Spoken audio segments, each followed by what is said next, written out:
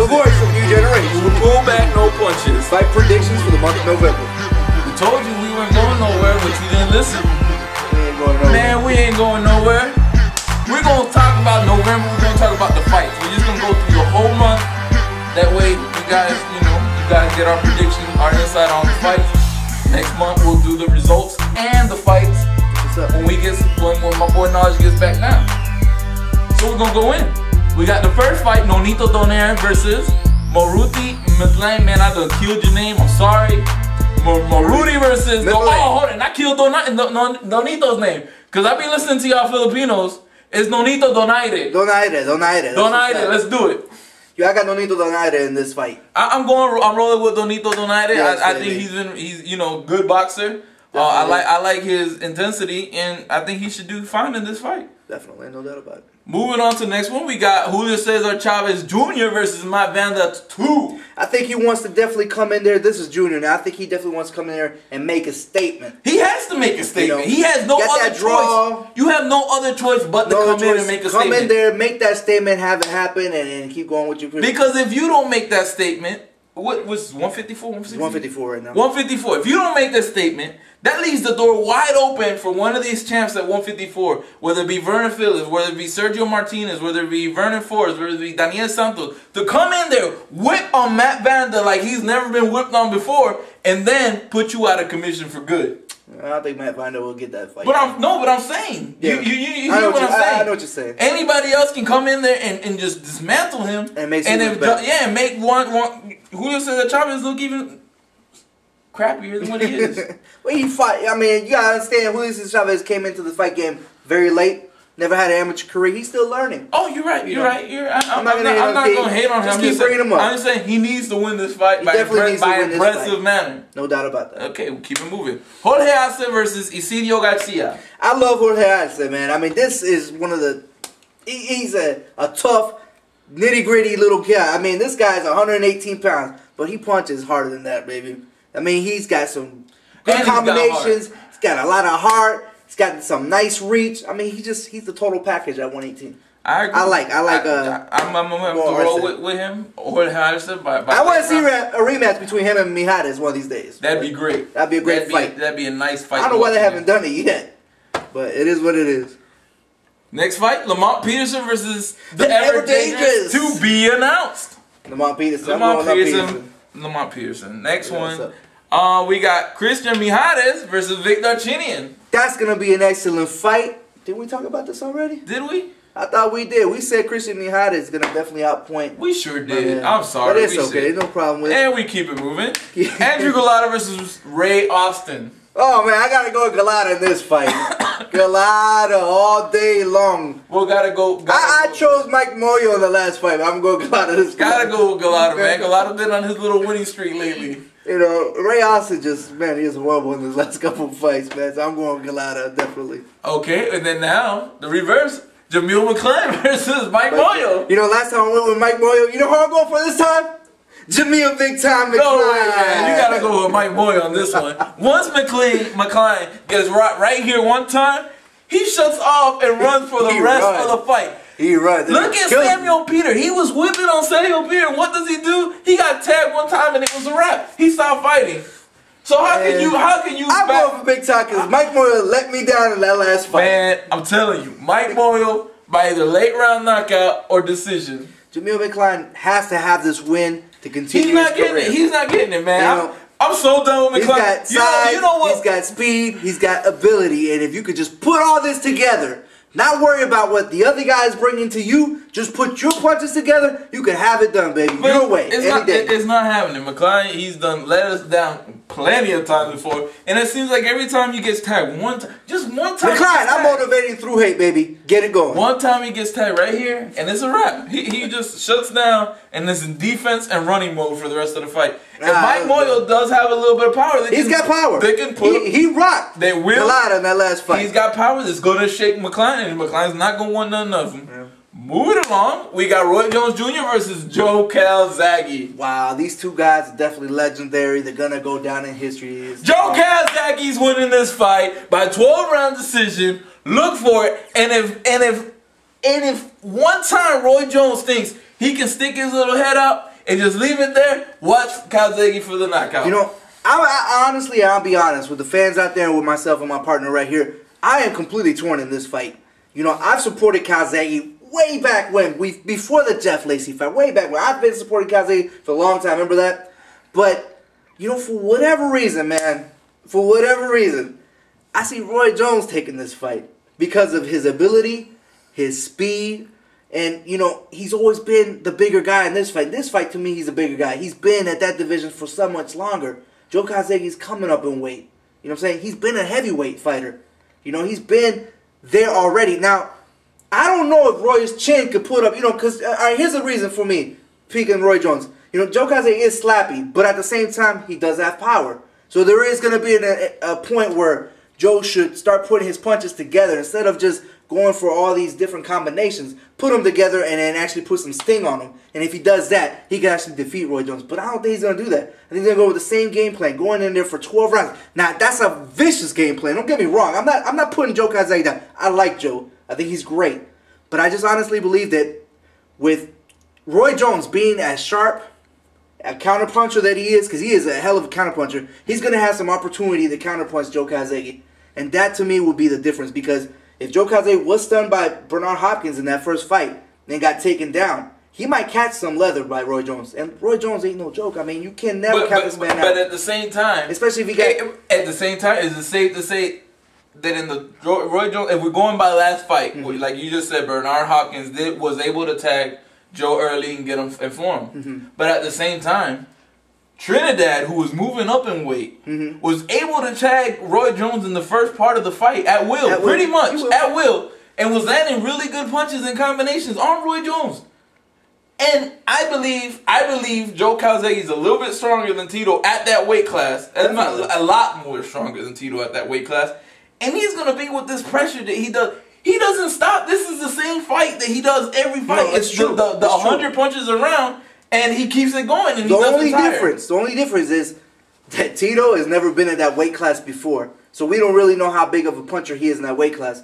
The second thing is that Tito is not a boxer. He's straight in you. You know what I'm saying? So we already knew that was going to be the fight game anyways. And, I mean, Roy Jones being such a much bigger guy, I don't think you compare Tito and Joe. There's no way of doing that. Right, but that's my... It's leading you to say more Joe Calzaghe saying, oh, there's much more to fear in Joe. Exactly. And I believe there's a lot to fear in Joe. I think Joe could take this fight. If Joe takes it to Roy Jones and Roy Jones lays up on the ropes... He's going to. If that happens, the whole fight, Roy Jones, count yourself out. You're not going to get a decision. You have to be active. You have to counterpunch. You have to be very stiff with your punches. You got to be in the middle of the ring because Roy Jones' best game is when he's in the middle, not on the ropes. When he's in the middle. And if he can counterpunch Joe Calzaghe, and I'm just saying this is what I believe is going to happen. I believe he's going to counterpunch Joe Calzaghe and he might catch him. I'm not saying he's going to knock him out. I'm just saying he's going to catch him. I don't think he's going to catch him, and I definitely don't think he's going to knock him out. Look for Calzaghe. I got Roy Jones. He's got Calzaghe. It's going to be a good fight, a hell of a fight. I can't wait till this fight happens. All right. On the undercard of that fight, we got Dimitri Salita versus Andre Karlenk. Sorry if I killed your name, too. I'm going to tell you this about Dimitri Salita. I'm tired of Dimitri Salita. I'm right with you. How can you be at a weight class for, what, 10 years almost? It's been 8, almost 9 years. It's been 8 almost 9 years, and you still haven't challenged for a belt. Yeah, I mean, I know, I understand you. If you're young, 4 or 5 years, don't rush them to get a belt. Man, you haven't even fought somebody in the top 10 yet. No, that's the truth. And not only that, but I mean, he has been hurt in several of his fights that are not top 10 fighters. So it's like, I understand why they're hesitant to move him up there because I don't think they think he's ready for it. But there's got to be a point in time where it's like, it's all or nothing. But then if that's the case, okay, but if that's the case, then why even put him on a pay-per-view fight? What's the point in putting Dimitri Salita on a pay-per-view fight when there's other fighters that are way more deserving for a shot at a pay-per-view? No, somebody that gives it their all in a fight. I mean, he still got skills. Don't get it wrong. He's skilled. No. Come on, no. There's other guys out there. No, you're right. You're absolutely right. They can have this opportunity to shine and make, especially on a fight of this caliber, Roy Jones versus Calzaghe, where you got the UK watching this fight hard, and you're going to have a lot of people here in the States watching this fight hard, and you're going to give this chunk a chance on the pay-per-view? I disagree with that guy being on the pay-per-view. I thought you were about to say you disagree with me. No. I disagree with the guy being on the pay-per-view. There's no doubt about it. I don't think he's done anything to warrant that fight. Okay. But who would you put in there? Who would I put in there? I mean, you got a lot of guys. Let me see. If you want, I would have rolled in for an exciting fight. You could have rolled in Randall Bailey. You could have rolled in Alan Green. You could have rolled in Donaire Santos. What guy from the UK would you put in there? From the UK? Howard Eastman. I would have rather watched Howard Eastman fight from the UK. I mean, at least you know he's going in there swinging. That's true. Well, not well. That's all I'm saying. So I mean, I'm going for the other guy by knockout. Hopefully, I got Dimitri. I'm praying for Andre Cuddling. I don't know your name, man, but I'm rooting for you. I'm rooting for that first round knockout. Is what I'm rooting for. I hope you go in there and just and then it's a wrap. Okay, I got Dimitri in that fight. All right, the next one we got Julio Diaz versus Ray Nard. Julio Diaz. I'm gonna go with Diaz. You know, I'll be honest, I don't know who Ray Nard is. I don't know who Ray Nard is, man. We're going with the next one. We got our boy Francisco El Gato Figueroa. What's up, El Gato? Gato! Versus Gavin Rees. We got the tough guy, tough kid, strong kid from the UK versus a slick I like the slick kid in this fight. I like the slick kid in this fight. Not because he's Puerto Rican, okay? But I've seen some of his, like, you know, some highlights and some clips of him, and he's very impressive. I think he could do something. I think this is his time to shine. Oh, definitely. Gavin Rees, he's a tough kid, man. He's definitely a tough kid, no doubt about it. He's trained by Joe Calzaghe's father, right?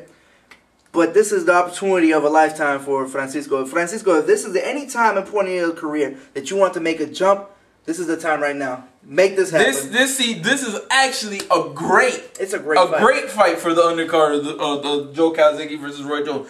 You got, you know, the up-and-comer from the UK and Gavin Rees. And you got a good up-and-comer from here in the States, from New York, and Francisco Figueroa. This is, whoever wins this fight is to shine. I mean, this is their time to shine and open up all the doors for them. I'm rolling. Gavin Rees was a champ, though, right? So what? At one point, right? Who? Gavin Rees? Was he not? I don't remember off the top of my head. I can't remember. I'm sure he might have been some kind of champ, and I think Francisco he's got a belt too. Yeah. I just can't remember off the top of my head right now.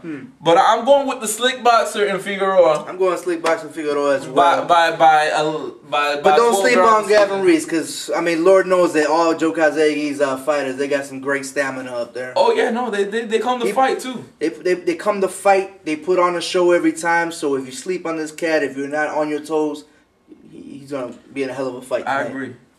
Then we got a great fight that's taking place, I think, in Florida, somewhere in Florida, where you got Glenn Johnson, Edison Miranda, and Buddy McGregor Jr. all going against the ever dangerous to be announced. Well, we're gonna go for all those guys.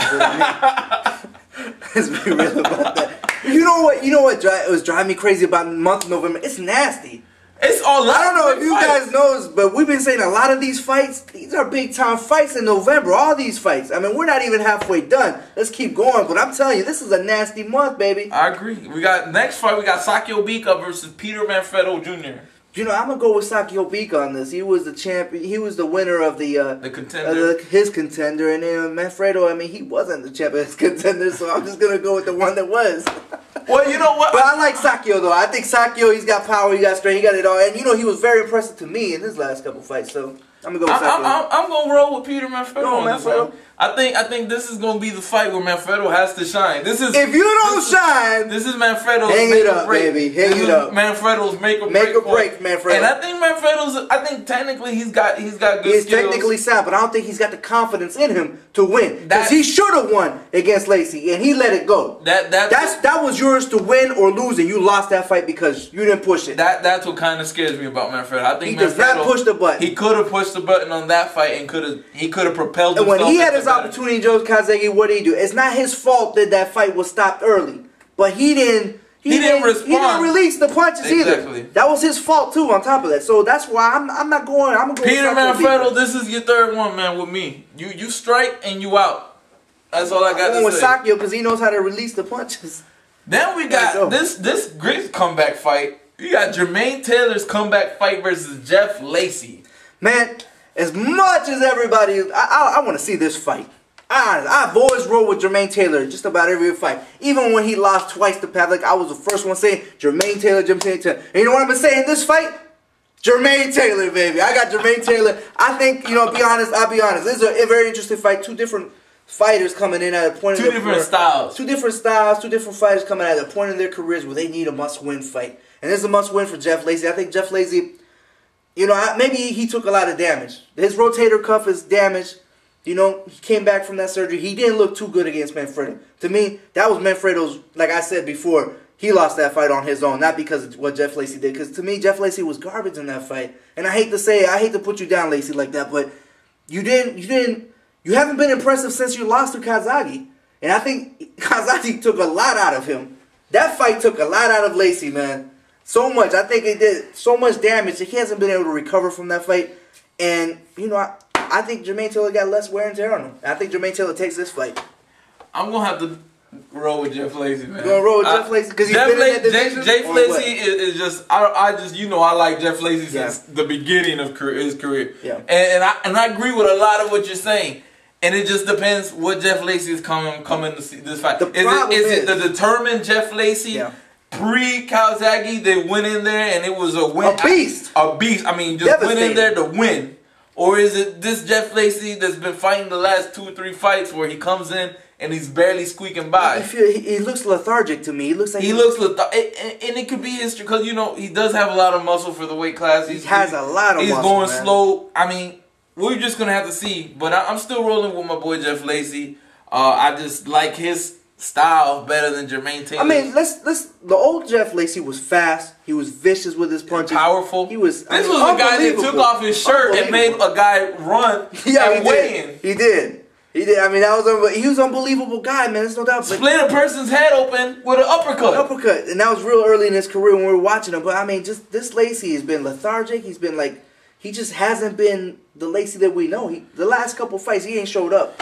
And I don't know if he's gonna show up to. I mean, if there's a name in front of him that could make him say, "Man, this is the fight." Yeah, that's the way I see it. This is what that's the name recognition. I'm glad you brought that up, because I agree with this. What Naja's saying. I agree that if there's anybody that's gonna motivate him to train, who's gonna motivate him to do what he used to do, what he was known for doing, it's gonna be Jermaine Taylor. It's a big name. It's a big name. They're both friends. You're not going to want, me and Naja to fight. I ain't going to want Naja with my ass.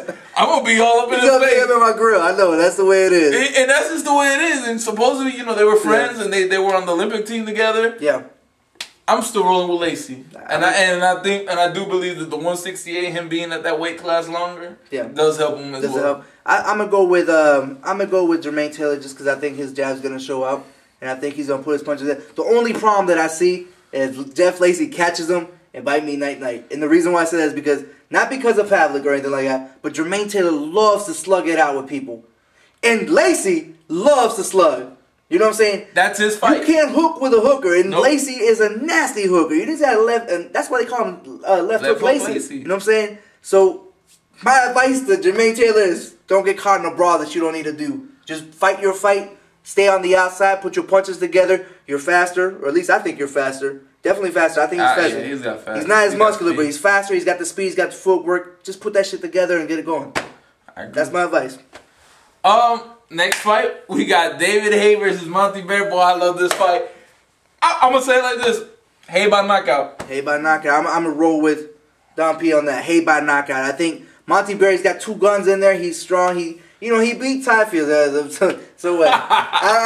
I'm not convinced, Montebarrett. You don't have me convinced yet. I mean, every time I roll with you previously to that fight, you've let me down. You've always come up short in your career, and I think if there's a name that you want to stand up to, hey, David Haye's a man, but I just don't. I think Haye is too fast. I think Haye is going to be too fast, too powerful, and I truly he's on top of his game. I truly believe he's the future of the heavyweight division. I think he's the future of the heavyweight division. I think right now that's the guy to beat. And if you want somebody, a sleeper, I'm going to throw out a sleeper out there too for the heavyweight division. Not too many people talk about or even mention his name. But Juan Carlos Gomez is a sleeper in the heavyweight division. A lot of guys, nobody mentions him in the top 10. They don't even mention him top 5, like in discussions if you're talking about heavyweights. He's ranked somewhere in the top 10, but nobody really brings up his name a lot. And I think in 2000, the later year of 2008, the beginning of 2009, I think two names that really is gonna stand out in the heavyweight division is gonna be Juan Carlos Gomez, and the other one is gonna be Gomez. Got to be active though. He's not active. That's the problem with Gomez. Gomez isn't active right now.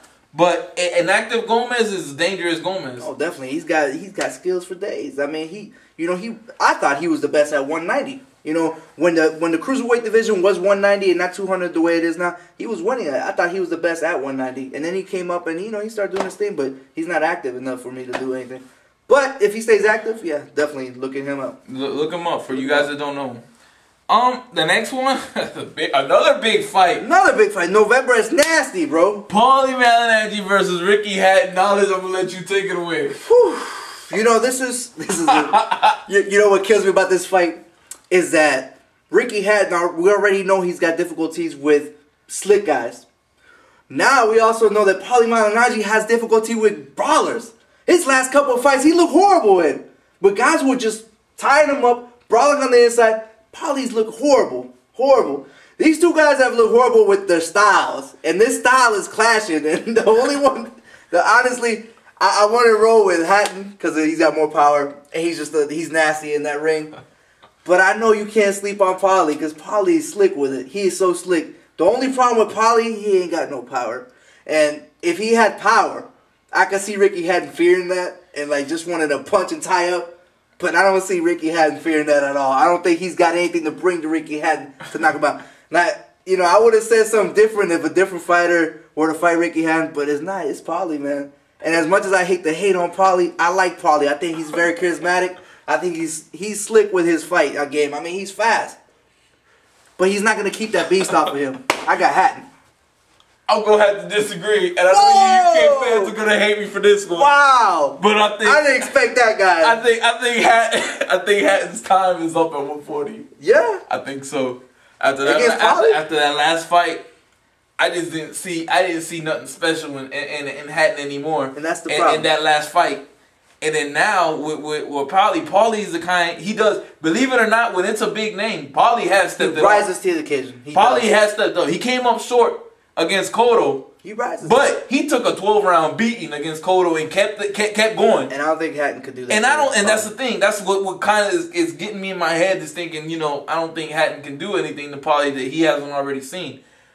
He took a 12-round beating from Cotto, and I don't think Hatton hits anywhere as hard as Cotto. No. I think he might catch Malignaggi backing up or something with a good punch that might, startle him. But let's put it this way. Malignaggi's not getting knocked out. No, I don't think he's getting knocked out. It's going to 12 rounds either way. It's going 12 rounds. And I just think he's just going to be too slick for him. This fight is also in the UK.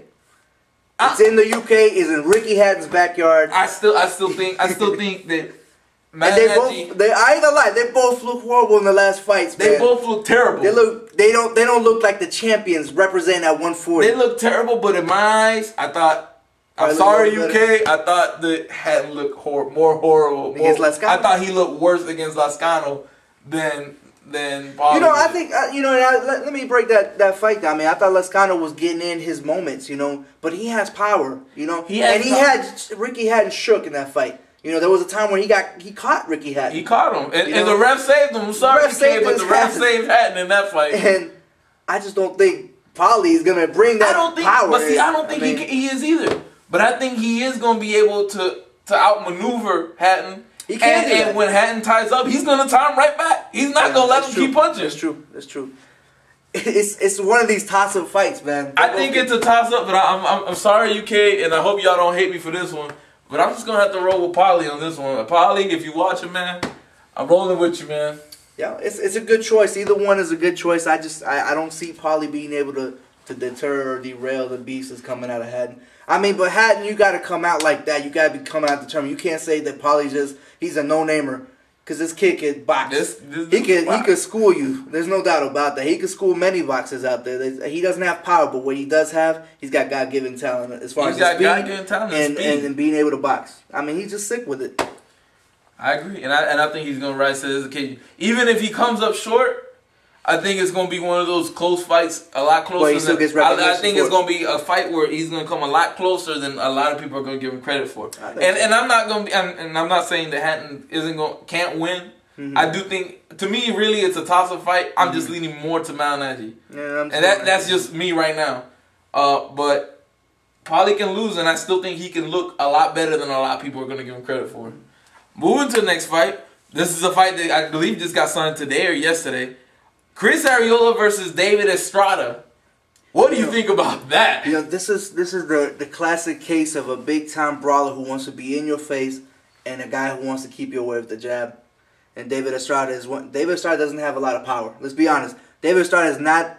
His name is Big Six, but he's big guy. He reminds me of another Jamil McClain. Let's be honest. That's what you remind me of. You got all the assets.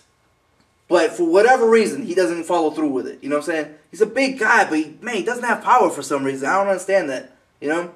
And I just see Chris Arreola just overbearing. I mean, I think he's going to overpower him. I think he's going to go in there. Chris Arreola ain't no joke. He's going in there. He's going to fight. That's what he likes to do. He don't care. He gets hit. Hey, he shrugs it off. And I like Chris Arreola. Well, I'm going with Chris. That's why I'm rolling with Chris Arreola, too. I'm not going against Chris on this one. If for anything... Just to get an exciting, another exciting heavyweight fight, that's why I'm going for Chris Arreola. Just so that next time, hey, maybe it might be Chris Arreola versus David Haye. You know they're both going to go swinging. Hey, that would be a great fucking fight. And that's the only reason I'm going with Arreola.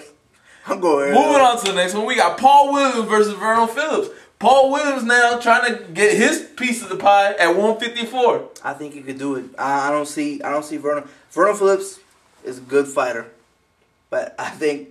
the attributes, the reach, the heavyweight reach, the weight, I think that's going to do Paul Williams good. And I just think Paul Williams is going to overbear him with all the punches that he throws. And I'm gonna have to agree with you. I think at Paul Williams got this fight. At 154, I think, not to discredit Williams, I think he's taking the easiest of the champs at 154. I think so too. I think Vernon Forrest would have been a more competition. But at the same time, Vernon Forrest just got off a fight. So I think it's all about time. But then Daniel Santos would have been a good competition. I think so too. So Daniel Santos will be more, I think it's a dangerous fight because he's a southpaw. He's even slicker than Quintana. He's got far more skills than Quintana. I hate to say that, but it's the truth. And he's got that fight, Paul does not want. I don't think anybody at 154. I only 154 wants Daniel Santos. I don't think nobody at 154, 147, or 160 to be truthful right now wants anything of Santos. He's a slick guy, bro. He's sick with it too, man. There's no. And the only person that wanted to even attempt it just lost his belt to him. Oh. But that's the only thing I have with Paul Williams is just that I think he took the easier route in this fight. Yeah. But then again, Vernon Phillips. A lot of people say that he couldn't get a fight. So, just two people that couldn't make fights happen, they got each other. Anything happens. I mean, this guy knows how to fight, though. Vernon Phillips knows how to fight. And he's won big games, too. I mean, he's won his fights, too. So, I'm just going with the pedigree. Not the pedigree. Going with the reach. The guy with the reach. And the youth. I'm going with reach and youth. That's what I'm going for. And then the last fight for the month of November. Man, this has been a long one. What? I tell you. Danny Williams versus France Botha. The White Buffalo. I'm going Danny Williams.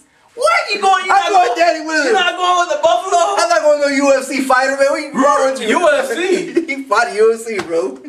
He should have never been in the UFC. And he lost. Hold on, okay. I'm going to make this quick. Danny Williams by knockout too.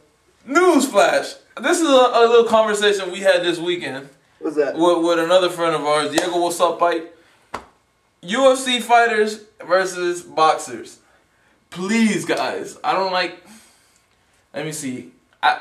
It's comparing apples to oranges, first of all. Apples to oranges, number one. That's the biggest thing right now. You cannot compare these two sports. And not that my boy was the 9 boxers or anything like that. We were just talking random chat. Mm-hmm. So it's not, no hate or nothing on UFC or nothing like that. No, not at all. But I don't think, when people... When he just said, oh, France both of the UFC fighter.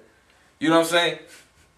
That's kind of making a mockery of boxing when an old, very heavy Probably out of shade at the time because you know Francis Botha, you ain't the skinniest heavyweight. You ain't the he's not one of the top elite. You ain't the leanest or the elite heavyweight in the division. No doubt about it. You know, goes into this other sport, this other fighting sport. And Ray Mercer did it too. And Ray Mercer was out of his time to represent boxing, the whole sport of boxing. You know what I'm saying? Yeah. I don't like these comparisons. I don't think guys that try to make these comparisons happen. I don't think that you should even mention them because again.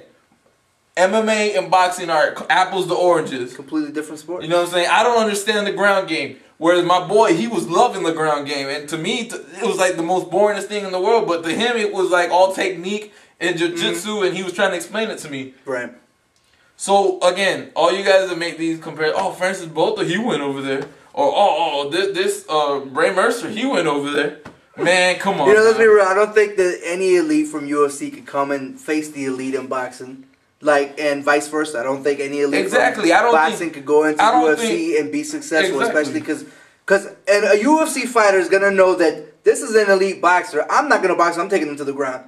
And they're going to eat that boxer up because that boxer is not trained for that type of a fight, that combat. Exactly. You know, but any UFC fighter come over here, they just don't have the speed or the technique or the skill to understand when to throw a punch, when to counter a punch, when to get hit. Because believe it, in boxing, sometimes you have to get hit to get off your punches. They're not going to know that. Even if they do know that, I don't think they could take on the elite and actually be successful. I don't see it happening. Exactly. That would be like, for instance, a heavyweight. Who's the heavyweight champion in UFC? Come on, now. You're a UFC watcher. Come on, man. Tell me. I'll be honest. You got this Fedorenko guy or Fedorov or something like that. You got that dude right there. Imagine him going against Klitschko. In a boxing match, Klitschko's gonna keep him out with that jab all night long. All night long. And when he finds an opportunity to throw that right to learn, it's gonna land. Yeah. But vice versa. If they go to UFC, he can try to do the jab, but this Fedorov dude can take him down he can jump on his back and choke him out, and it's a wrap. It's done deal. So again, two different sports. Two different sports. Please stop comparing apples to oranges. I don't like when people, put down boxing. I don't like when people put down MMA. I think they're two great sports. If you like one, watch it. If you like the other, watch it. If you like both, watch both. Support them. Knowledge supports both of them. I support both. I like boxing more because I still don't understand the whole ground thing behind UFC. But I'm working on it. I'm trying to, learn my way through that too. Make it round. I'm trying to be rounded out. and who knows? My boy was talking to me. He wants to do a P4P UFC, so you never know. Pound for pound is gonna take over the world. We might do another damn show.